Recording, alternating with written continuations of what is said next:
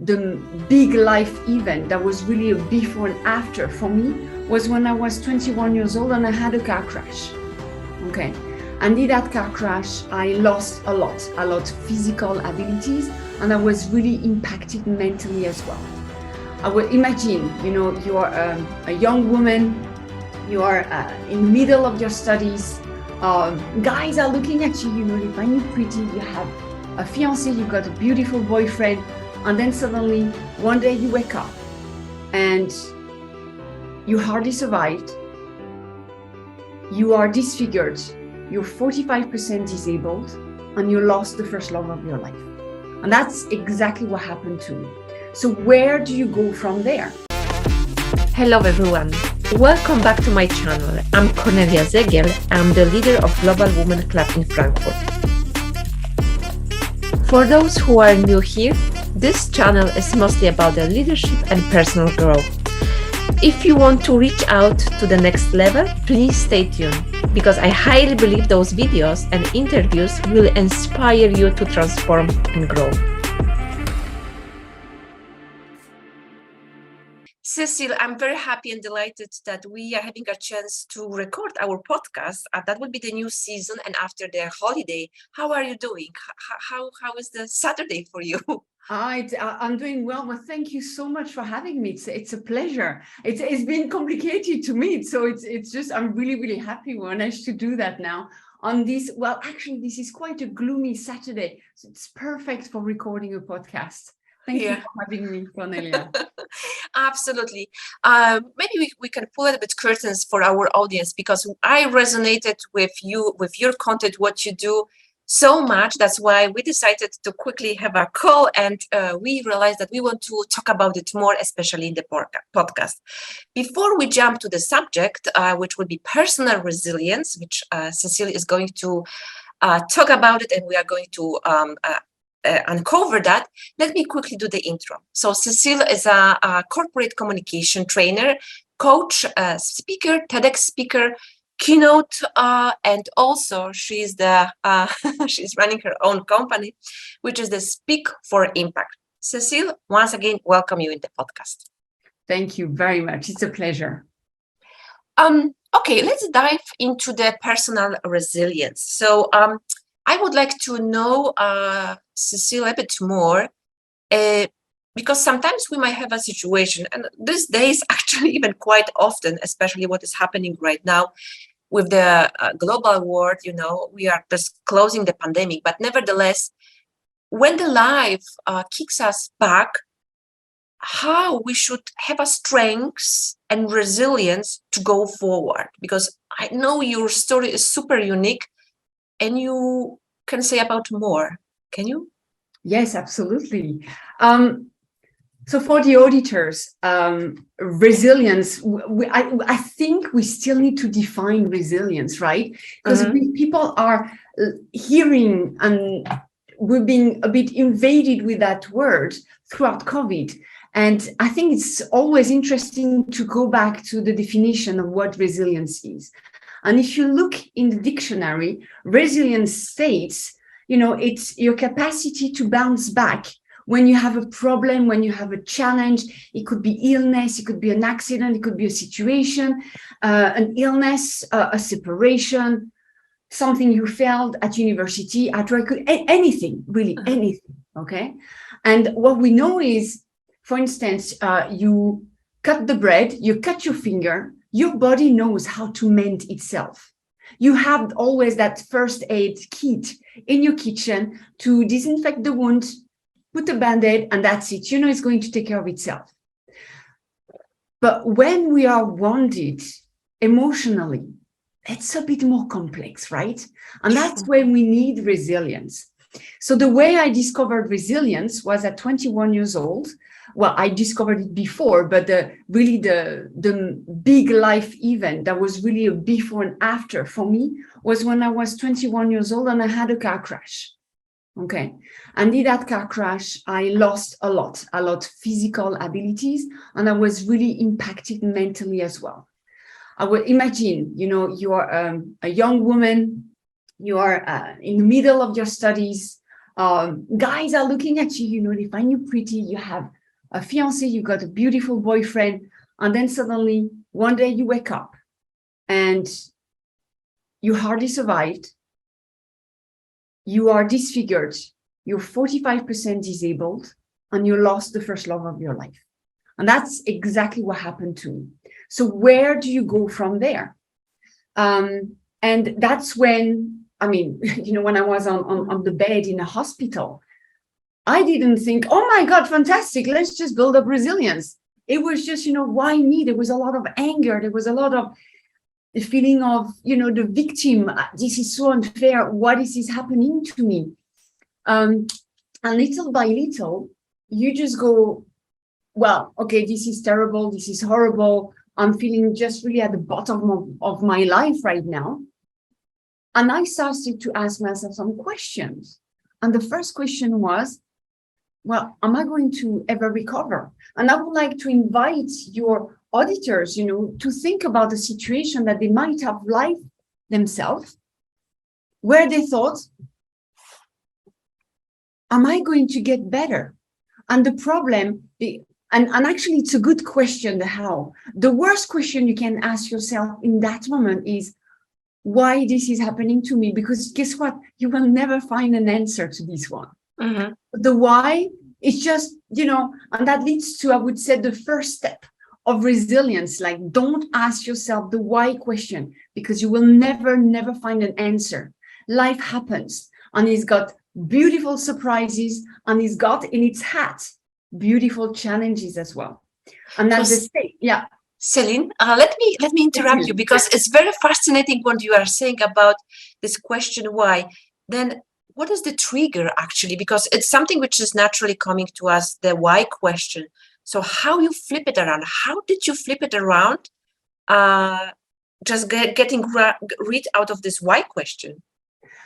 It was just frustration. When you're frustrated and you cannot find an answer, and you always end up in a dead end, at some point, the frustration, which is somehow a negative emotion, gives you a piece of information saying, perhaps this is the wrong question. So that led me to the first step, the bounce forward, which is the title of my TEDx.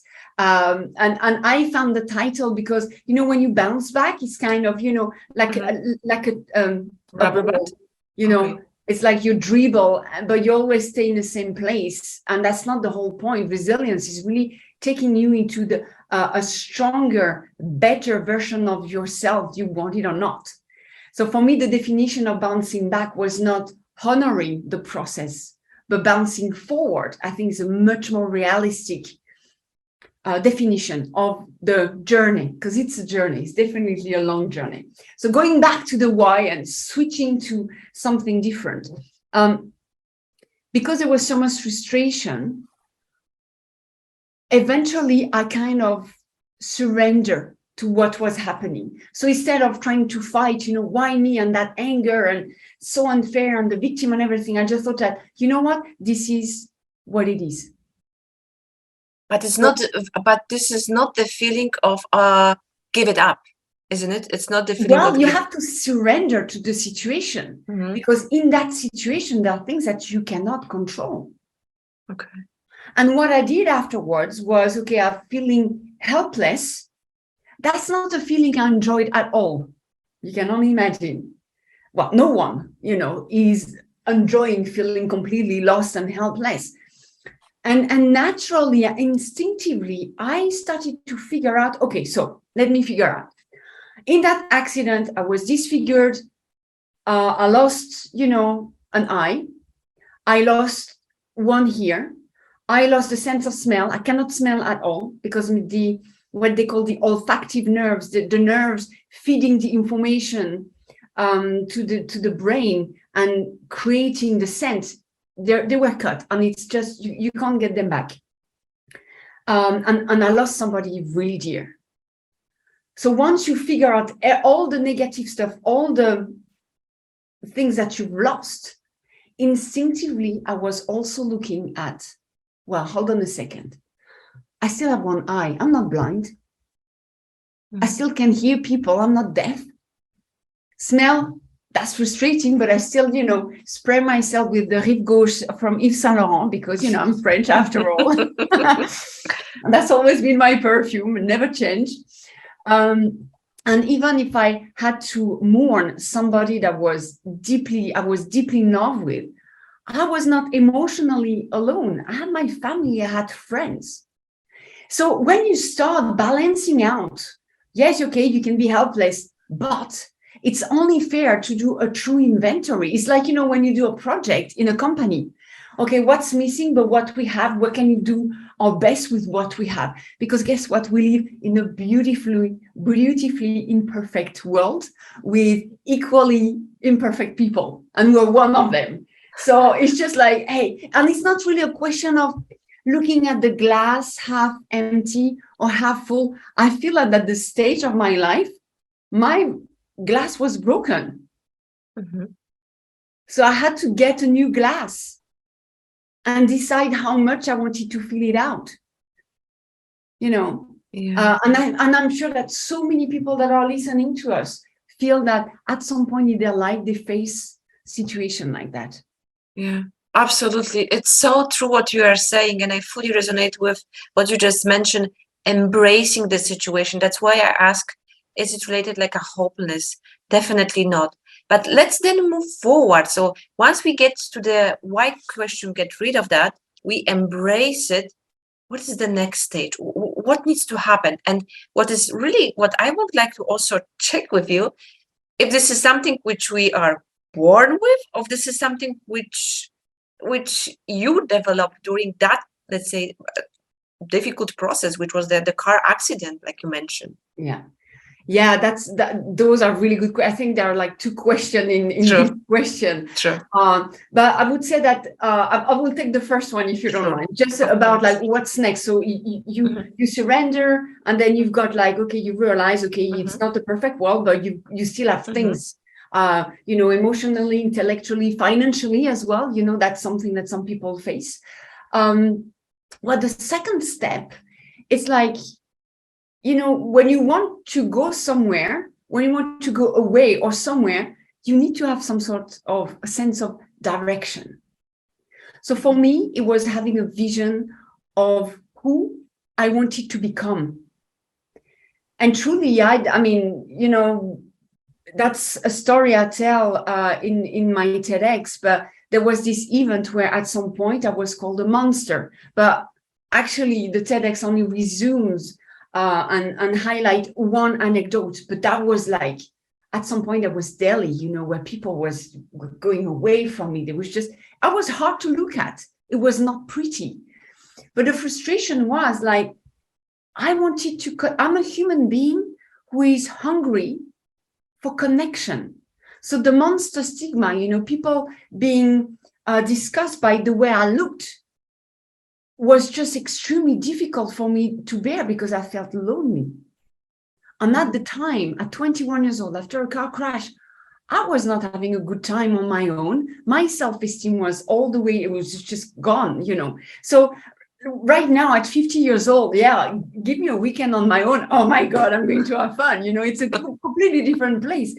But at the time, my vision was, how can I get back, face the world with my new face, and connect with other human beings?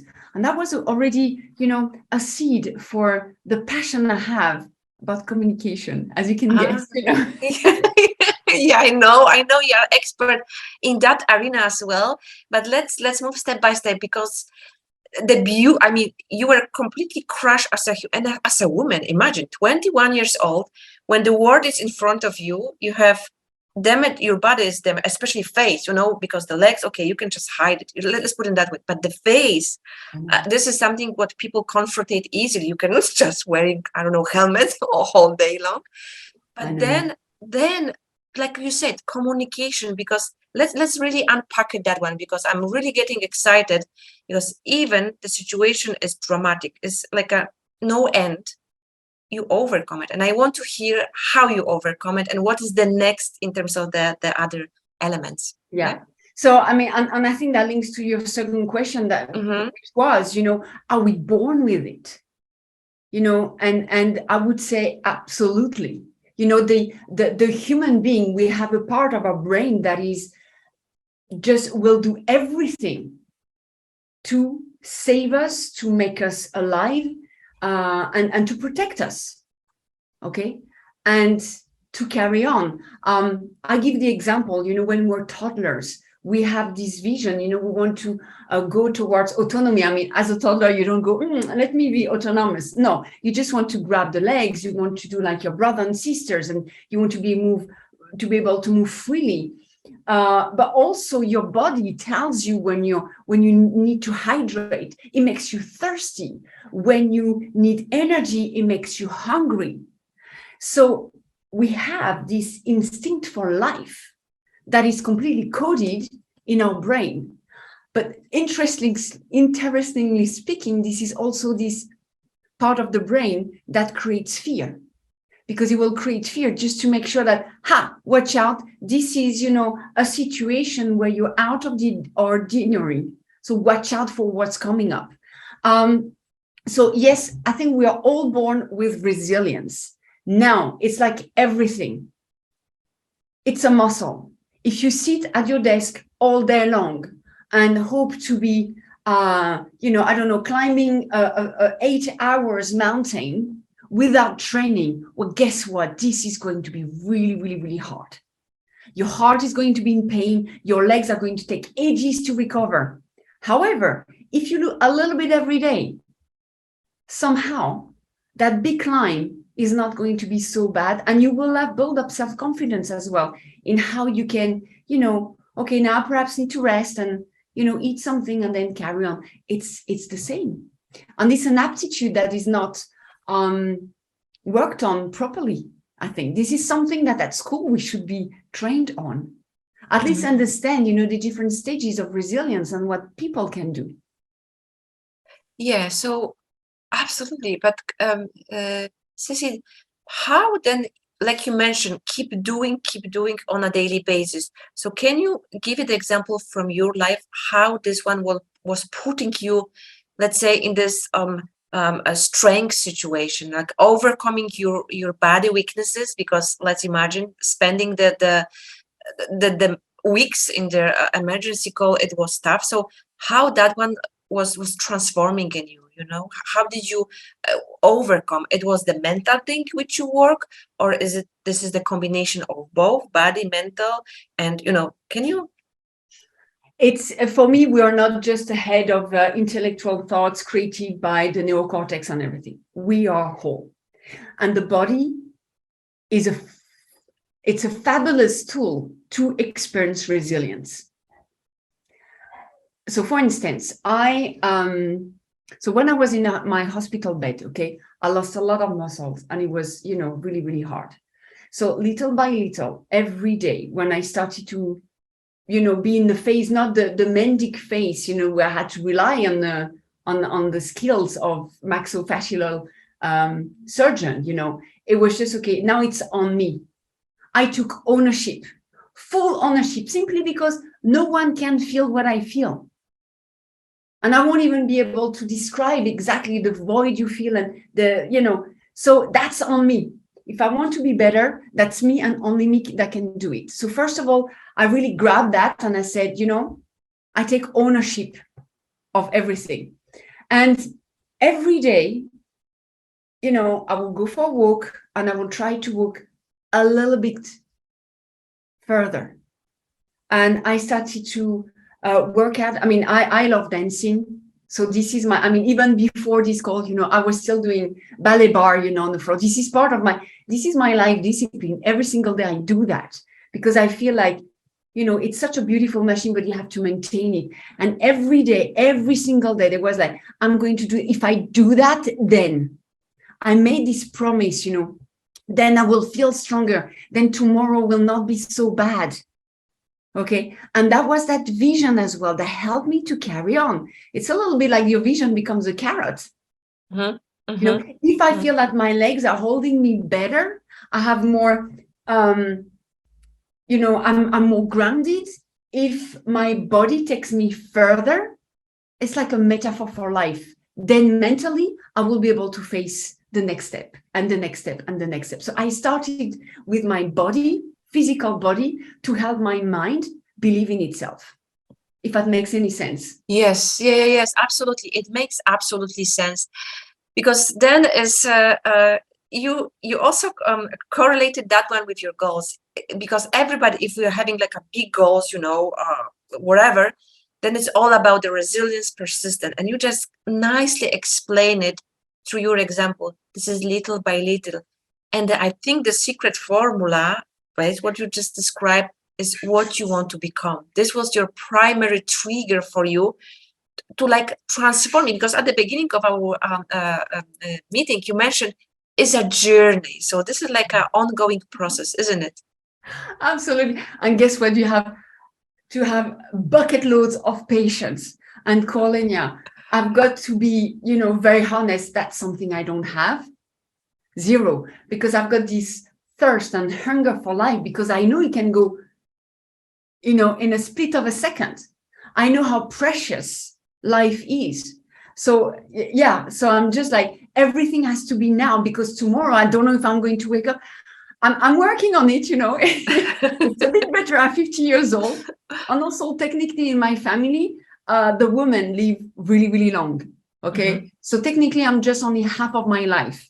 Okay. So I'm trying to bring, this kind of Zen, patience, a wiser outcome, outlook of life. But gosh, this is tricky. But yeah, because on the road, to becoming who you want to be, guess what? There are going to be recess, steps back, new challenges. I mean, if I think of, what happened after the accident, I was in an abusive relationship. I had a divorce. I had depression. I lost jobs. I didn't know how to fit, after my first child, I was just completely lost again.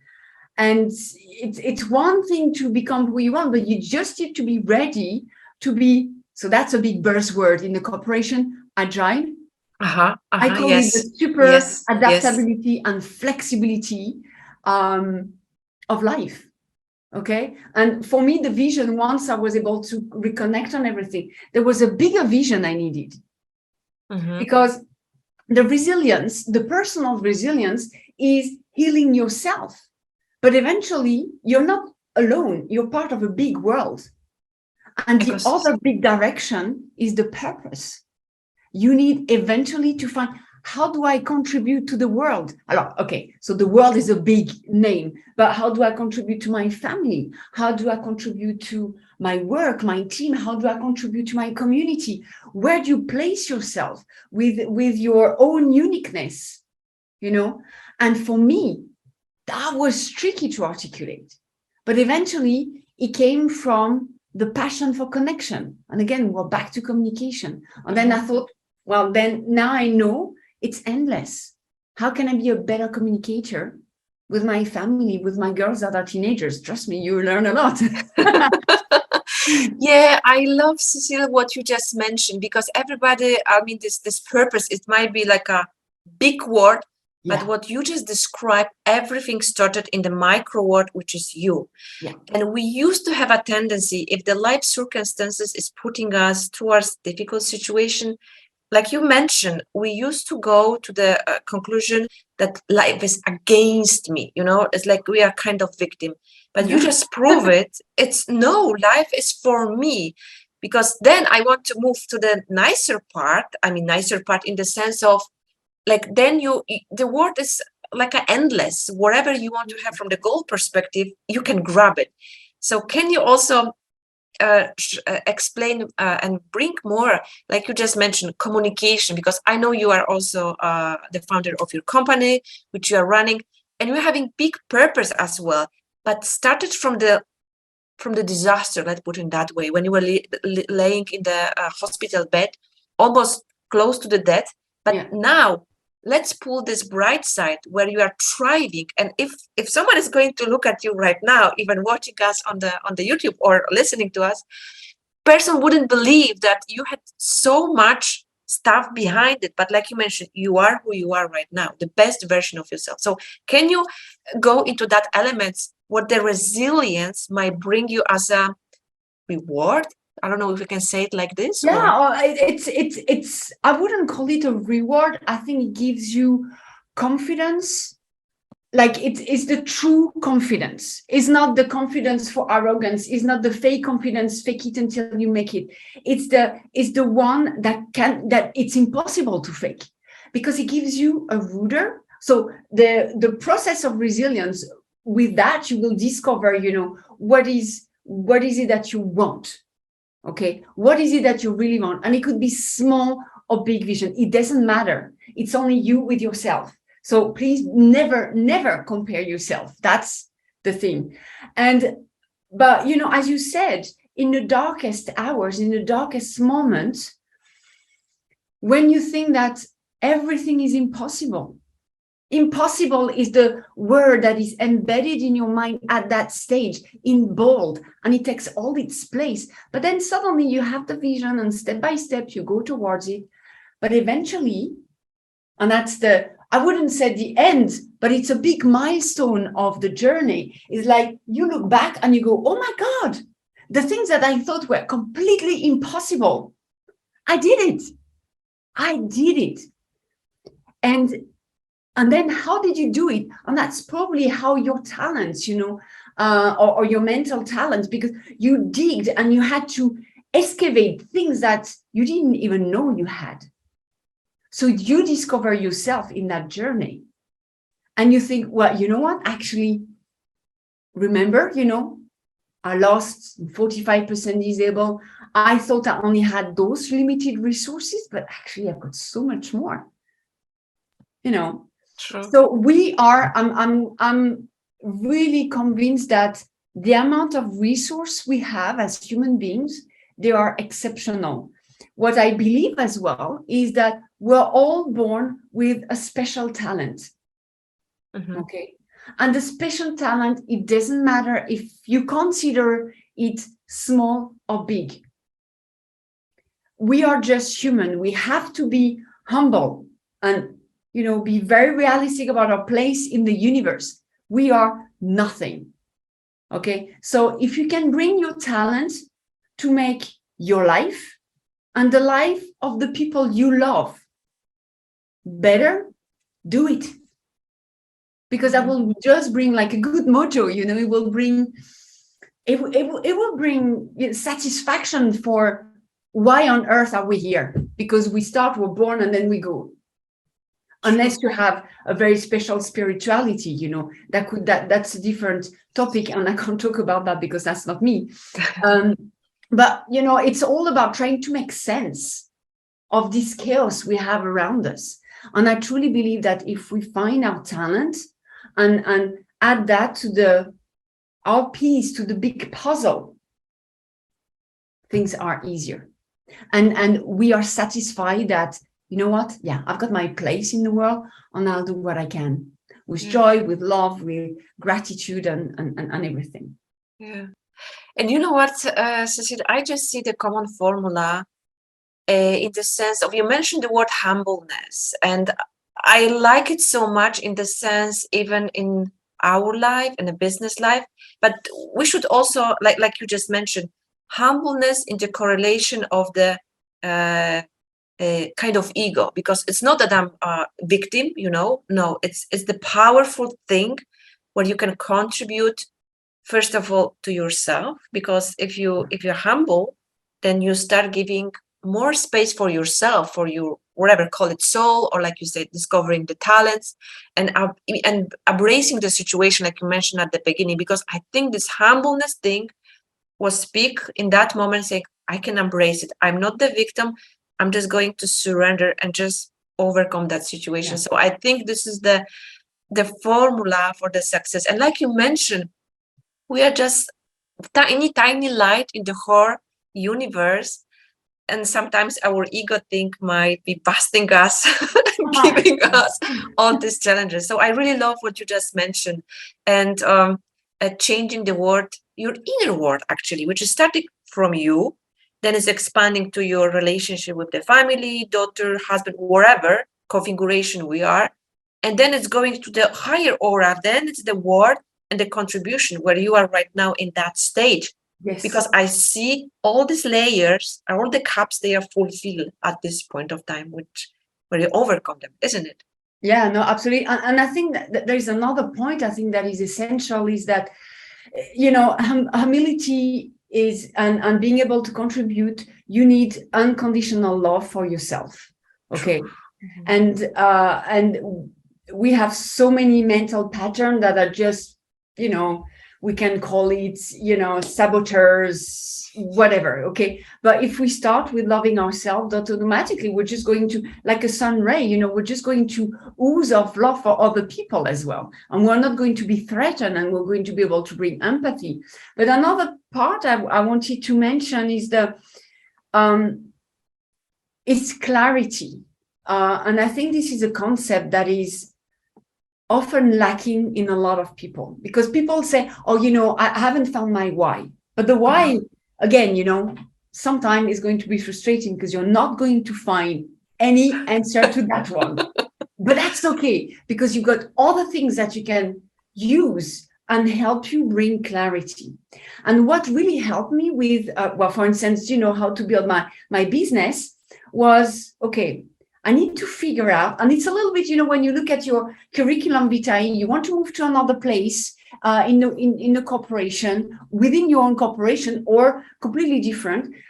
You need to assess, who you are. And that exercise, I think, is essential to be able to carry on and to give directions and help with the choice we're going to make. And that, for me, is a foundation of clarity. And the one I use with my client as well, when they want to work on their self-confidence, we need to work at why they're doing presentation and why it just does not feel okay for them. So I always go with know-how. What's your expertise? What is it that you know? And you have experience, you have a degree, okay. And it could be professional, it could be, you can place that compass, that clarity compass in so many ways. The second item is, what are you passionate about? Because if your heart is not there, what's the point? Intellectually, you can do it, but eventually the motivation is going to run out. Is that, what is it that you do? You lose the concept of time when you do that activity, when you're in the flow. That's what I call passion. Mm-hmm. Then we come back to the how with the values. What do I stand up, and what do I stand for, and what is it that I do not stand for? If you have, so many companies are talking about values. If your personal values don't align with the company values, forget about it. You're just going to find the place toxic, and it's not going to work for you. And every day, emotionally, you will have this fight, I'm doing that, but that's not me. But the pay is good. Now that's going to be interesting. Okay. Yes. So what are you ready to stand for or not? Because that's the reality. Mm-hmm. And having a clarity compass. And the last one, of course, after the value is, what is my contribution to the world? But you take all of that, and that gives you a really good compass saying, yes, I'm going for that because I think I can develop, I already have base knowledge and I can develop my talent. This is something I'm passionate about. This is definitely in line with, my values.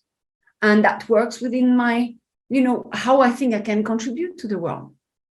But I also give you the clues to say a firm no. That doesn't work for me. And the values, that's a big thing. That's a big thing. True.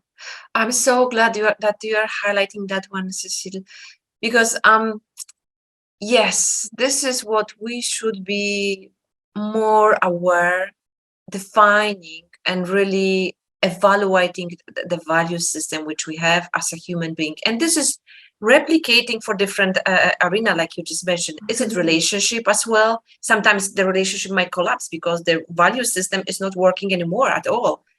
And same, if the value system is not working also properly, it might collapse and turn into burnout, wherever diseases at the end is not also. So once again, this is like a perpetuum mobile, which is self-fulfilling mechanism, which might destroy us, or if it's rightly set, rightly assessed, then could lift you up. So I'm happy that you highlighted from your perspective, and this is what you do as well in your contribution to the world, it's how I contribute. I'm trying to give energy, positive energy, and find ways with my pedagogy, of helping other people to find their true, to be authentic when they communicate to the rest of the world. And that's, sorry, I'm just going to exactly. I want to go that there, if you don't mind. Yes, I'm writing a book right now on authentic communication, and the more I write about it,